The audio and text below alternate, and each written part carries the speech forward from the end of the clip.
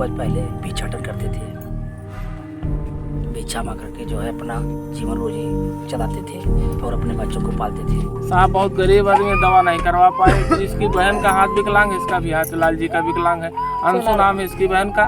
हम बहुत गरीब हैं साहब, भिक्षाटन करके खाते हैं। हमारे पास खेती बाड़ी नहीं, बेरोजगार है। रोजी रोटी एक परिवार है, मांग कराते हैं तो बच्चे खाते हैं। बारिश होता है सर जी, तो बुजुर्ग चूता है, गरीब आदमी है, इसी में अपना निवारण करते हैं, खाते पीते हैं, रहते हैं। और बारिश के मौसम में ये एकदम चूता है, बुजुर्ग बैठ के हम लोग ध्यान करते हैं।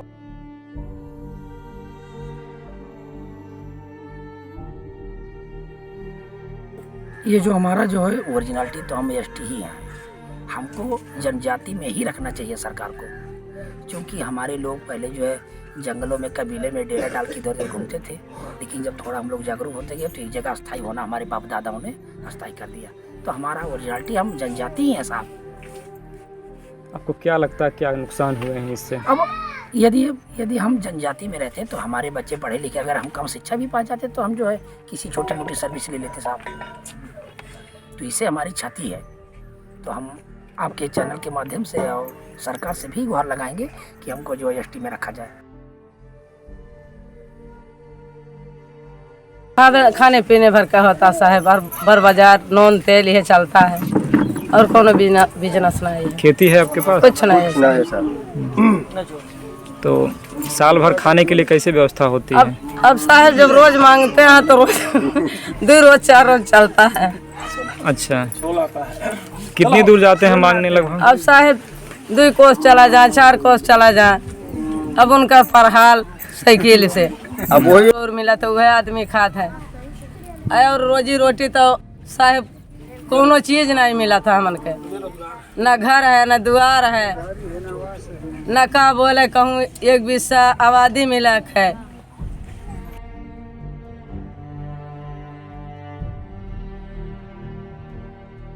लगभग 70-70 साल से साहब, 70 वर्षों से लगभग। बाबा हमारे बुजुर्ग होके मर गए, पिताजी हमारे लगभग 70 साल के हो गए और मैं पिताजी का तो आपके सामने हूँ 40-42 साल। तो 70-70 साल से लगभग हमारे यहाँ पे इस जन्मभूमि पे हम लोग रह रहे हैं।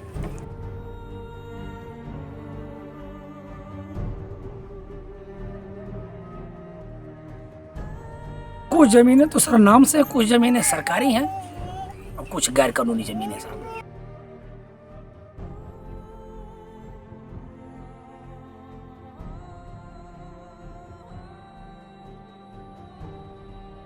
अब देखिए वो सरकार का मसला साहब, सरकार जैसे चाहेगी वैसे हम लोग करेंगे। गरीब आदमी है, जाएंगे कहाँ? सरकार जैसा करेगी, सरकार के जो है रूल को फॉलो करना पड़ेगा।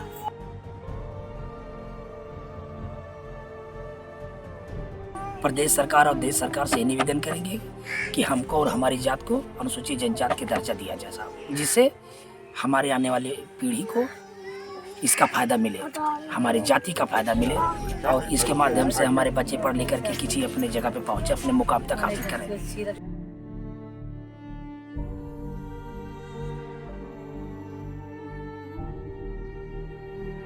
समाज के बारे में यही बात है कि हमारी समाज बहुत पिछड़ी है। इनका तो मेन उद्देश्य जो है भिक्षाटन करना था। जो कुछ बच्चे हैं अपना जो है कुछ पढ़ाई कर रहे हैं और कुछ लोग जो है भिक्षाटन न करके मेहनत मजदूरी करके अपना जीवन चला रहे हैं और कुछ लोग पढ़ाई लिखाई कर रहे हैं। लेकिन साहब यही है कि ज़्यादा गरीबी है, गरीबी से बहुत तंगी है। जो कुछ पढ़े लिखे वो मेहनत मजदूरी करके किस तरह से अपने बीवी बच्चों को पाल रहे हैं। सरकार से यही जो है निवेदन करना चाहेंगे कि हमारे लोगों को ज़्यादा से ज़्यादा सुख दुख में जो है साथ दें और जो हम लोगों का आवास और सारी चीज़ें सरकार हमको मुहैया कराए।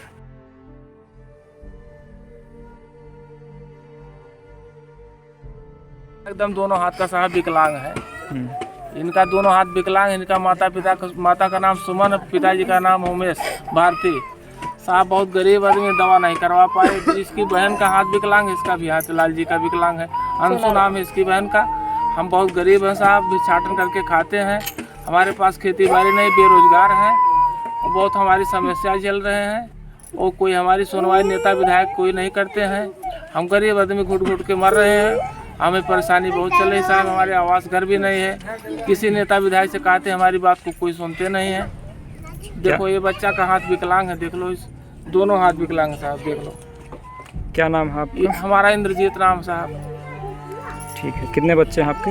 हमारे साहब 3 बेटे हैं।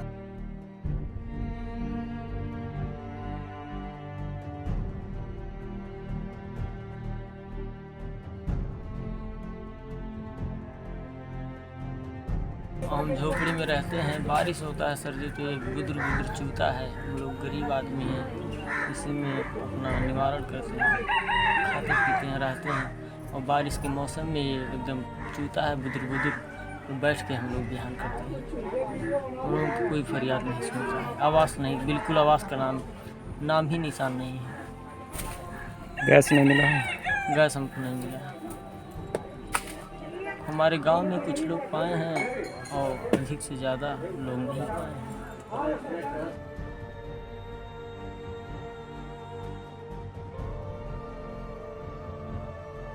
तो बच्चे का माता पिता दोनों मर गए हैं, लगभग हो गया 4 साल। पिता पहले मर गया, माता बाद में मर गई, दोनों बीमारी से मर गए। गरीब थे, बीमारी की वजह से मर गए लोग। इनका देख रेख करने वाला कोई नहीं है। एक इनकी बहन है 13-14 साल की, वही भिक्षेटन करती है, इन बच्चों को ही पालती है। इन बच्चों के लिए वही माता है, वही पिता है। किसी ने यहाँ इन लोगों की सुध नहीं ली? कोई जो है कोई नहीं ली भैया, कौन सुध लेगा? अपने सुध के आगे इन बच्चों का सुध कौन लेगा? अब हम ही लोग गांव के हैं, थोड़ा सा देख रेख करते हैं इन लोगों को। पढ़ने जाते हैं कि नहीं बच्चे? नहीं, कौन पढ़ाएगा? जब इनका गार्जियन नहीं, का अभिभावक कोई नहीं है तो कौन पढ़ाएगा इनको? पेट शायद भरते ना, पेट भरने की स्थिति सही ना है तो पढ़ाने की कैसी व्यवस्था है? अरे भगवान भरोसे इनकी नैया चल रही है बस।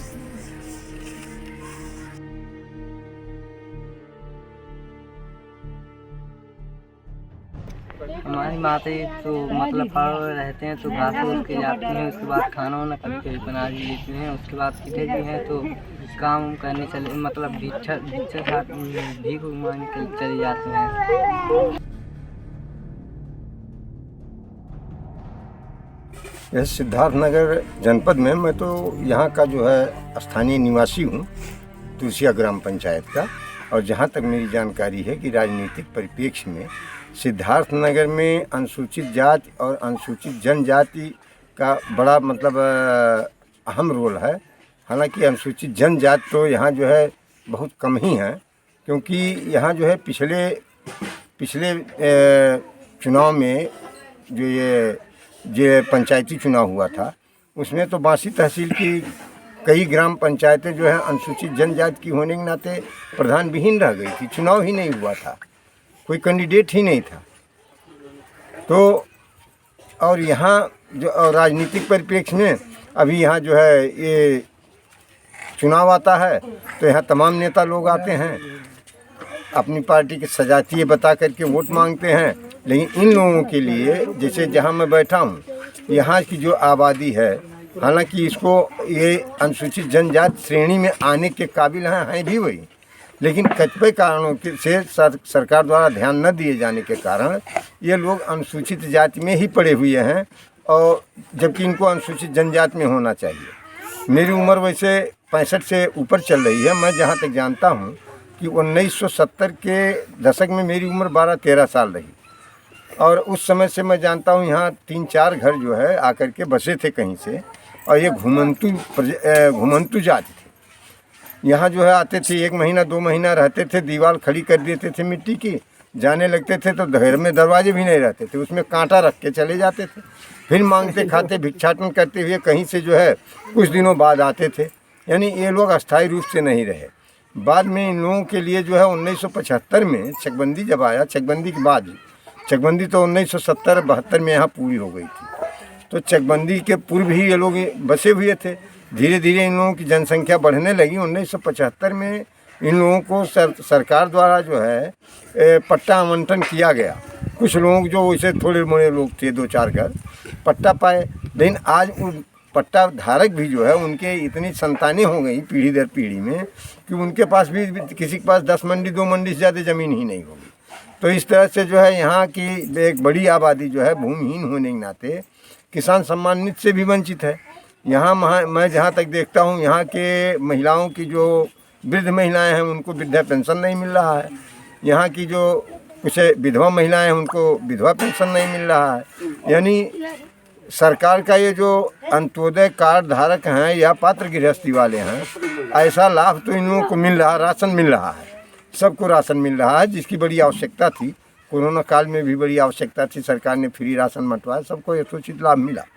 लेकिन फिर भी इनके यहाँ जो है सबसे बड़ी एक समस्या और है कि यहाँ के छोटे छोटे बच्चे आदतन जो है इस बात के आदी हो जा रहे हैं कि वो पान खाना, गुटखा खाना, मतलब ये दुर्व्यसन में, और जो बड़े बुजुर्ग हैं वो लोग भी दुर्व्यसन के आदी हैं।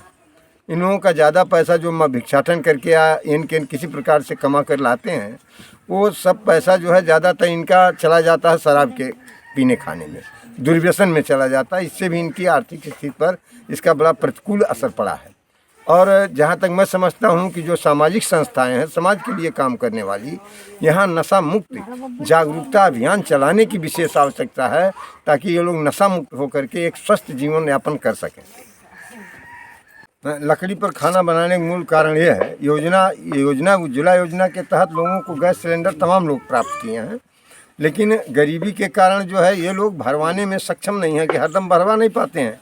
तो उसका लाभ जो है ये लोग कब उठाते हैं, जैसे मान लीजिए बरसात का सीज़न हुआ, लकड़ी नहीं उपलब्ध है, तब भरा लेते हैं, या ज़्यादा ठंडी है, ईंधन नहीं है, तब भरवा लेते हैं। नहीं, बाकी समय में लोग लकड़ी बीन के, जो छोटे छोटे बच्चे हैं लकड़ी बीनने जाते हैं, लकड़ी बड़े लोग भी तोड़ने जाते हैं। भैंस पालन इन लोगों का मुख्य व्यवसाय है, भैंस पालते हैं, तो उससे जो है कंडा बना लेते हैं, उसको जलाते हैं। तो इस तरह से ये लोग अपना काम जो है निःशुल्क में चलाना चाहते हैं। लोग का मांग कर लाते हैं तो हम खाते हैं।